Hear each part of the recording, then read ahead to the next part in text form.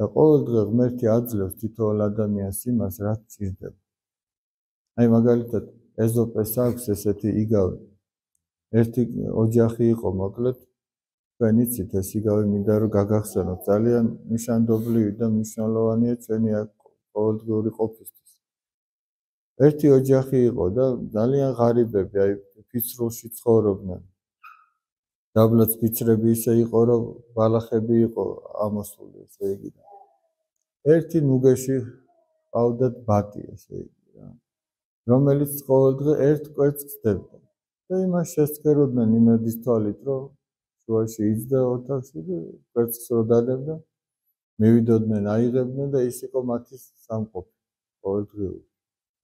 ერთ დღესაც აღმოაჩინა ამ კაცმა, რომ ამ ბატმა ოქროს კვერცხი დადო. ძალიან გაეხარდა. ავიდა ეს ოქროს კვერცხი გაყიდა, როგორც იქნა ნორმალურად საკვებიც იყიდეს, ტანისამოსით ჩაიცეს. ეხლა მეორე დღეს ისე გულის ფანცქალით მიდის, როგორც იტყვიან, რომ იქნებ კიდე რახან ერთხელ მოხდა, ხო შეიძლება რომ კიდე მოხდეს და კიდე შეყო ხელი და ნახა რომ კიდე ოქროს კვერცხია და მოკლედ ყოველდღიურად თითო ოქროს კვერცხს დებდა ეს ბატი.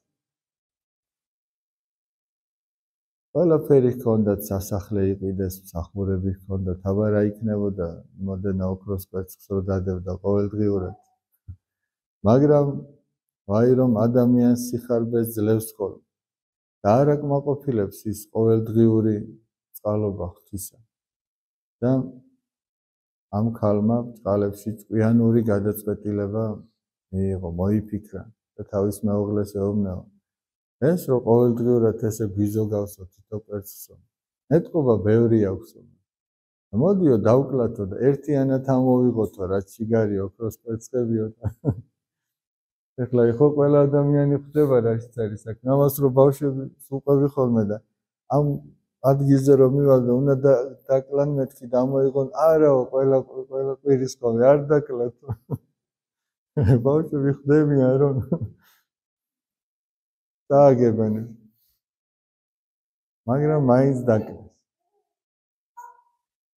იმის იმედად რომ ერთიანად აიღებდნენ იმ ყველაფერს და რომ კარგად იქნებოდნენ, ესე რომ თავიანთი ჭკუით.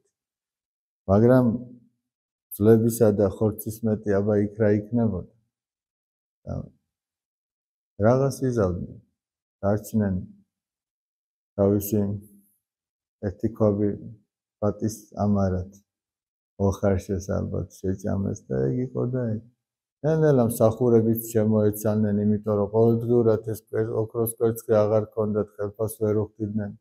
ვეღარც იმ სასახლეს ინახავდნენ, იქიდან მისი გაყიდვაც ნელ-ნელა მოუწიათ. დაბრუნდნენ თავის ხოხში და ყოველდღიურად თვალწრემლიანი სინანულით შეხედავდნენ ხოლმე იმ ადგილს, სადაც თავის დროზე ბატი იჯდა და ერთ კვერცხს დებდა და იგეც აღარ ჰქონდა. და აიგ არის, ღმერთის მადლიერი უნდა იყო იმისათვის, რასაც ყოველდღიურად გიგზავნოს.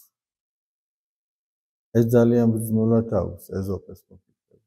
ყოველდღიურად გიგზავნის იმას და შენ იმისთვის მადლიერი უნდა იყო. წმინდა მამა გაბრიელი ამბობს, დაიწყეთო მადლობის გადახდა ღმერთისათვის იმისთვის, რაც გაქვს და ღმერთი მოგცემს იმას, რაც არ გაქვს. მაგრამ საჭიროა, რომ ადამიანმა დაინახოს, რომ ღმერთი გაძლევს, რაც სჭირდება.